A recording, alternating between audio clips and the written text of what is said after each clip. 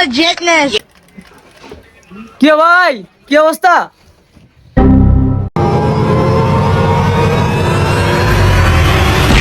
কি ভাই, হঠাৎ আমার দোকানে কি মনে করে আইলাম তোর দেখতে, অনেকদিন ধরে তোরে দেখি না তো, মাইসের তো হুনি তোর বিলে রূপ বাইরা গেছে, ওই লেগে তোর একটু দেখতে আইলাম আর কি। আচ্ছা ভাই, আপনি তাইলে বসেন, আমি কাজ করি, আপনি দেখেন। না রে ভাই, আমি দেখতাম না, তুই সর, আমি কাজ করবো, তুই দেখ। আপনি মিয়া কাজ করতে পারবেন না, পরে দেখবেন হাতের ভিতরে শুয়ে নেই। এটা কোনো কথা কইলি তুই বেটা? তোর নানাই যখন এই কাজ করতো, তোর নানা আর আমি একসাথে কাজ করতাম, তুই কি জানো সেটি? আচ্ছা ভাই, তাইলে আপনি একটা কাজ করেন, আমি এই কাপড়টা দাগ দিয়ে দিই, পারলে আপনি কাটতে দেন। একটা কাপড় কাটা কোনো ব্যবহার হইলো? তুই দাগ দিয়া দে, আমি তোর কাইটটা দেখাইতাছি কাপড়টা।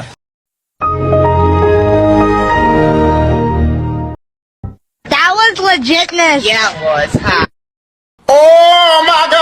এই যে দেখছ কাটছি, কত সুন্দর করে কাটছি, তুই দাগ দিয়ে দিছ, তোর দাগের তো বালা করে আমি কাইটা লাগছি, দেখছ? দূর মিয়া, এটা কোনো কাপড় কাটা হইলো?